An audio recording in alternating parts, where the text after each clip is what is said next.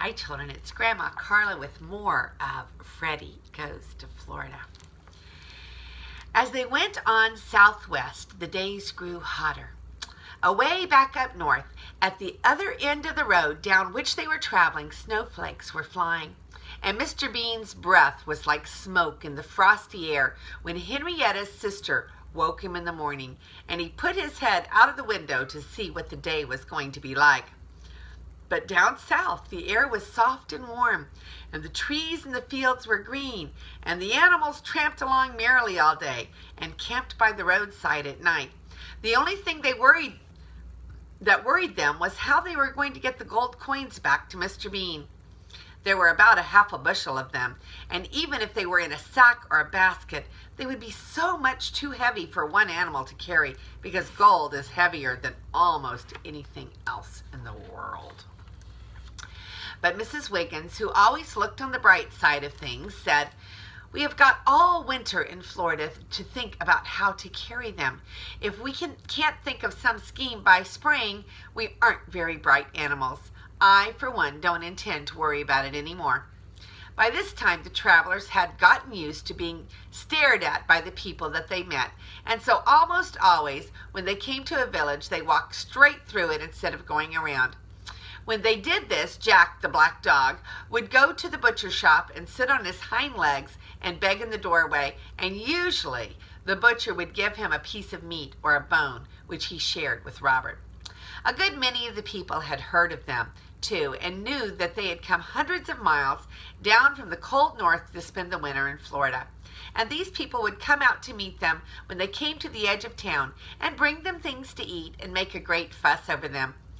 In one town, a band came out to meet them, just as in Washington, and there were carriages for them too, and all of the animals but Hank and Mrs. Wiggins rode through the town in the carriages.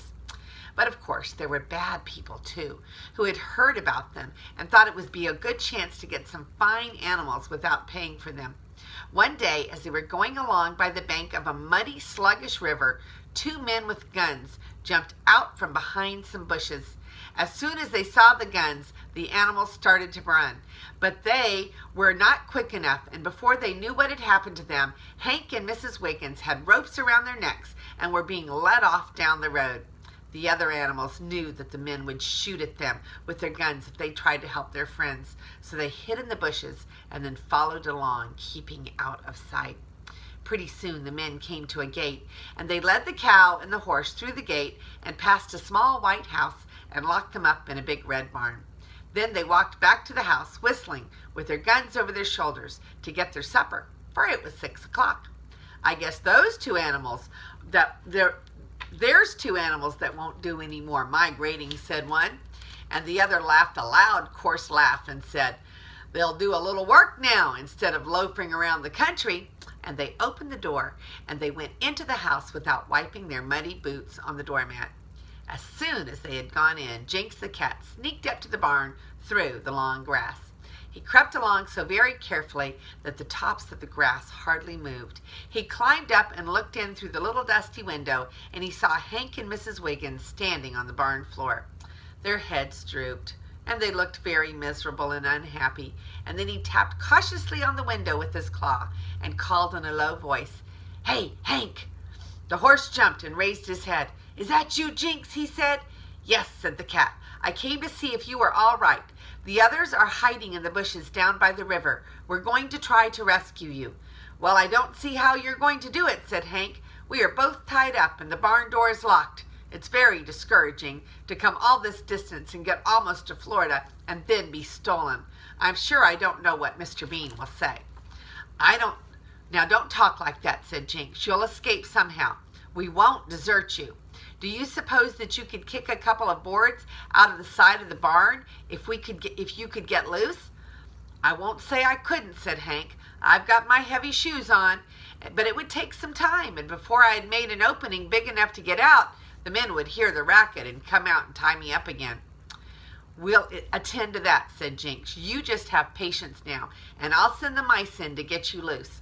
They'll gnaw those ropes and straps off of you in no time, and then I'll come and tell you when it's time to break out. So Jinx went and told the mice, and they got into the barn through a crack in the floor and gnawed at the ropes with their little sharp teeth until they had cut them clean in two.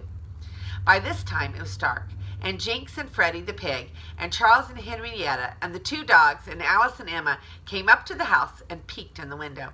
The two men had cleared off the supper table and were playing Parcheesi. They played 4 games, and between them they laughed and talked about how smart they were to have got 2 good animals without paying for them, and wondered how much money they would get for them when they sold them. The big man was a very poor player, and he lost every game. He would study and study over his moves, but he always made them wrong.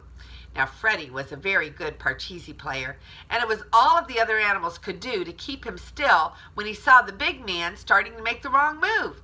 He would jump up and down in his excitement and mutter under his breath, "Oh, what a stupid move! Oh, what a stupid move!" And at last, when the big man had made a specially bad move and lost the 5th game, Freddy could stand it no longer, and he shouted out, "Oh, you big silly! Why don't you move your other man? Now he's beat you again."